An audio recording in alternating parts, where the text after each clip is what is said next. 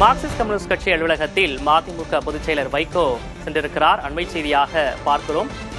Marxist communist கட்சி அலுவலகத்திற்கு மதிமுக பொதுச் செயலர் வைகோ வருகை தந்திருக்கிறார். திமுகவுடனான தொகுதி பங்கீட்டில் மார்க்சிஸ்ட் கம்யூனிஸ்ட் கட்சியினுடனான அந்த தொகுதி பங்கீடு இழுபறி நீடித்து வரக்கூடிய நிலையில் மதிமுக பொதுச் செயலர் வைகோ மார்க்சிஸ்ட் கம்யூனிஸ்ட் கட்சி அலுவலகத்திற்கு வருகை தந்திருக்கிறார். இது தொடர்பான கூடுதல் விவரங்களை செய்தியாளர் வீரகுமாரிடம் கேட்கலாம். வீரகுமார், இன்று ஆலோசனை கூட்டம் எல்லாம் நடைபெற இருந்தது. தற்போது வைகோ அங்கு வந்திருக்கிறார். என்ன விவரம்? திமுக மார்க்சிஸ்ட் கம்யூனிஸ்ட் கட்சி தொகுதி பங்கீட்டுல தொடர்ந்து இழுபறி நீடித்து வரக்கூடிய சூழ்நிலையில இன்று மார்க்சிஸ்ட் கம்யூனிஸ்ட் கட்சியினுடைய தலைமை அலுவலகமான தியாகராய நகர்ல இருக்கக்கூடிய அவர்களுடைய கட்சி அலுவலகத்துல அவசர செயற்குழு மற்றும் மாநில குழு கூட்டம் என்பது நடைபெற்று வருகிறது. முதல்ல அவசர செயற்குழு கூட்டமும் அதனைத் தொடர்ந்து மதியம் மாநில குழு கூட்டமும் நடைபெற இருக்கிறது. இந்த நிலையில மார்க்சிஸ்ட் கம்யூனிஸ்ட் கட்சியினுடைய தலைமை அலுவலகத்திற்கு மதிமுக பொதுச் செயலாளர் வைகோ தற்போது வருகை தந்திருக்கிறார். திமுகவோடு இந்த கூட்டணியில தொடரலாமா அல்லது வெளியிலிருந்து ஆதரவு கொடுக்கலாமா இல்ல அவர்கள் கொடுக்கக்கூடிய தொகுதிகளை பெற்றுக்கொண்டு தேர்தலில் போட்டியிடலாமா என்பது குறித்து முக்கிய ஆலோசனையை மார்க்சிஸ்ட் கம்யூனிஸ்ட் கட்சி நடத்தி வரக்கூடிய சூழ்நிலையில மதிமுக பொதுச் செயலாளர் வைகோ கட்சியினுடைய அலுவலகத்திற்கு வந்திருப்பது முக்கியத்துவம் வாய்ந்ததாக பார்க்கப்படுகிறது. கூட்டணியில இவர்கள் விலகாம இருப்பதற்காகவோ இல்ல சமரசம் செய்யக்கூடிய ஒரு நிலைப்பாடுல கூட வைகோ மூத்த அரசியல்வாதி, கூட்டணியில் இருக்கக்கூடிய ஒரு மூத்த தலைவர் என்பதனால பேச்சுவார்த்தைக்கு கூட வந்திருக்கலாம் எனவும் தெரிவிக்கிறார்கள். இன்னும் சற்று நேரத்துல வைகோ வெளியே வந்து சந்தித்ததற்கான காரணம் என்ன என்பதையும் விளக்க இருக்கிறார்.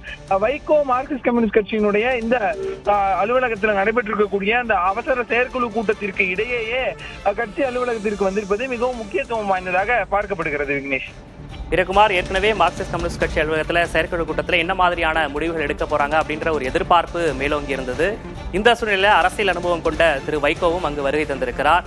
என்ன சொல்றாங்க கட்சி நிர்வாகிகள் மத்தியில?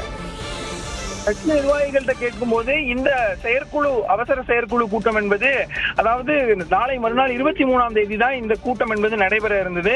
ஏற்கனவே திமுக கூட 3 கட்ட பேச்சுவார்த்தையை மார்க்சிஸ்ட் கம்யூனிஸ்ட் கட்சி நடத்தியிருந்தாங்க. 3 கட்ட பேச்சுவார்த்தையிலுமே உடன்பாடு எட்டாத சூழ்நிலையில 23ஆம் தேதிக்குள்ள திமுக தரப்பிலிருந்து மார்க்சிஸ்ட் கம்யூனிஸ்ட் கட்சிக்கு இவர்கள் கேட்கக்கூடிய தொகுதிகளை வழங்க முன் வந்தா கூட்டணியில அந்த ஒப்பந்தத்துல கையெழுத்திடலாம் எனதான் யோசிச்சுட்டு இருந்தாங்க.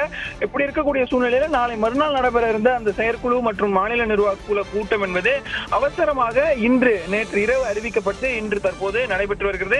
இதுல மார்க்சிஸ்ட் கம்யூனிஸ்ட் கட்சியினுடைய அகில இந்திய பொதுச் செயலாளர் பேபியும் கலந்து கொண்டிருக்கிறார்.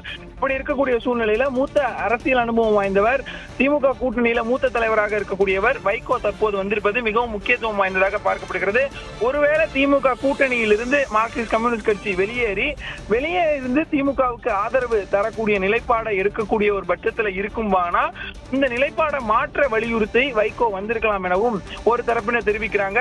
வைகோ தரப்பிடமிருந்து நம்ம பேசும்போது மரியாதை நிமித்தமாக வந்திருக்கிறாங்க. அகில இந்திய பொதுச் செயலாளர் பேபி வந்திருக்கிறதுனால அவரை பார்க்க மரியாதை நிமித்தமாக வந்திருக்காங்க. மரியாதை நிமித்தமாக வந்திருந்தாலும் கூட்டணியில நீடிக்க வலியுறுத்தி இவர் பேச்சுவார்த்தையை முன்வைப்பார் எனவும் தெரிவிக்கிறார்கள். விக்னேஷ், அடுத்தடுத்த விவரங்களுக்கு மீண்டும் தொடர்பு கொள்கிறோம். தற்போதைய விவரங்களுக்கு நன்றி வீரகுமார்.